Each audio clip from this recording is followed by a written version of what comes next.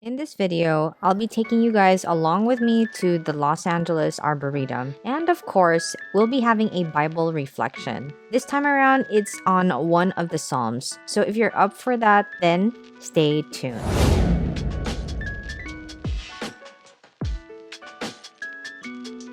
Hello, friends and family. I'm Hannah, giving you encouragement and godly wisdom with Bible context and life application.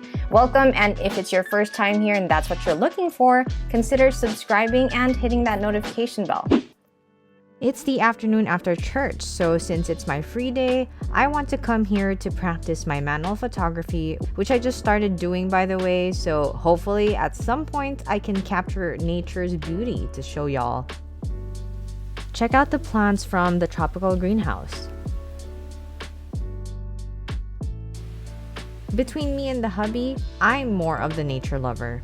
I'm usually at home taking care of my parents, so when I do get to go out, besides being with loved ones, with friends, and church, I appreciate going on hikes, seeing random animals, bodies of water, things like that. One thing you won't miss is the peacocks, and they're all over the place. I think that deserves a part 2, especially that I haven't explored the whole Arboretum. We also got to explore some trees in the Australia area.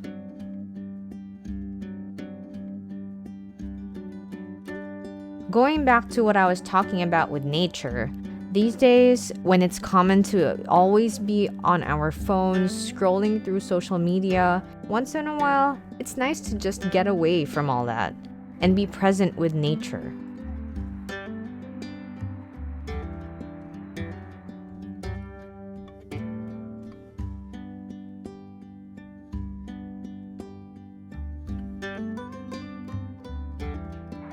Here we observe This beautiful human being. in her natural habitat. Documentation. And here we are in Africa.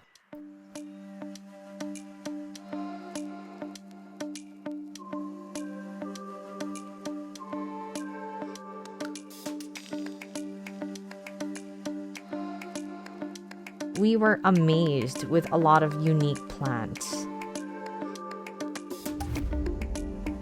Honestly, with so much to see, I think you can easily spend the whole day here.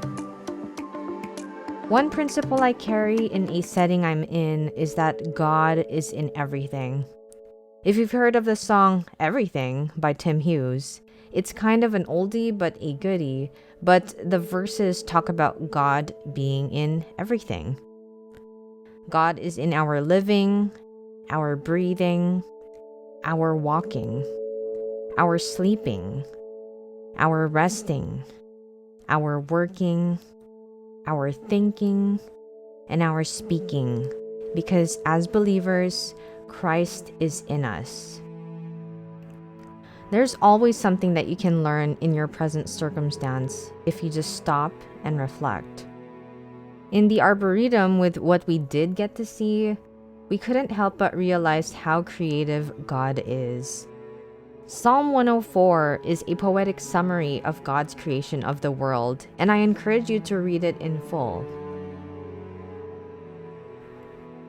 The writer of the psalm shows his appreciation for God's creation by poetically describing the heavens, the waters, plants, animals, and every living creature. In Psalm 104, verse 24, it says, "How many are your works, Lord?